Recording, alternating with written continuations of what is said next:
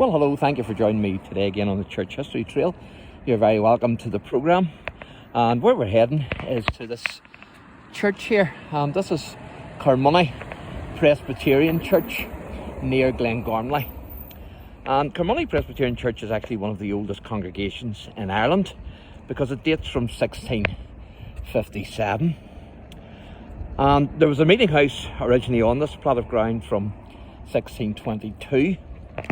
Now, the first minister to be ordained in CARNMONEY parish in the Presbyterian manner was the Reverend James Shaw, and he was ordained in 1657. So he was the first minister of the Presbyterian congregation. And there's been approximately 4 churches on this site, with the present building being, I think it was renovated, and a new build as well then in 2004. Now, the wedding of James McKINNZIE, later the name of course will be changed to McKinney, and his fiancée Helen Campbell would actually take place in this church. You can see the bell there at the top. Those bells always remind me of the Mexican cowboy westerns. The wee churches that you used to get in them. Now, in CARNMONEY Presbyterian Church, they were married in the year 1717, against the wishes, of course, of Helen's family, who supported the Hanoverian government of King George I and were Scottish. So this is the entrance. Whereas James McKINNZIE was a Presbyterian Highlander. He was a Scot who had fled Scotland with Helen in 1716 after the failed Jacobite uprising in 1715. So both of them left their family behind in Scotland and fled to Ireland in 1716.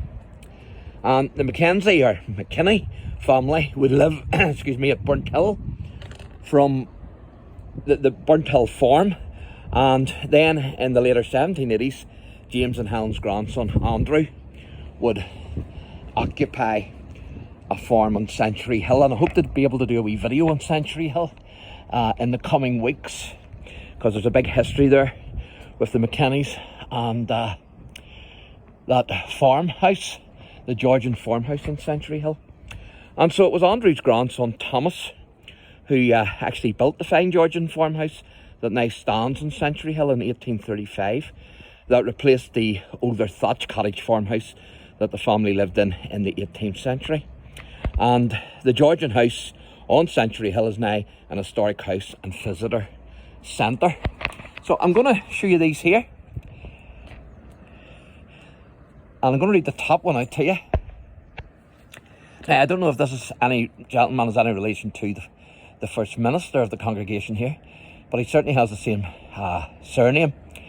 But it says, the Presbyterian congregation of CARNMONEY, it says there, have erected this marble in testimony of their gratitude to ye memory, I think that is, of the late John Shaw of Conway, Esquire, who died March 21st, 1714, having bequeathed £100 to be disposed of by their minister to ye poor of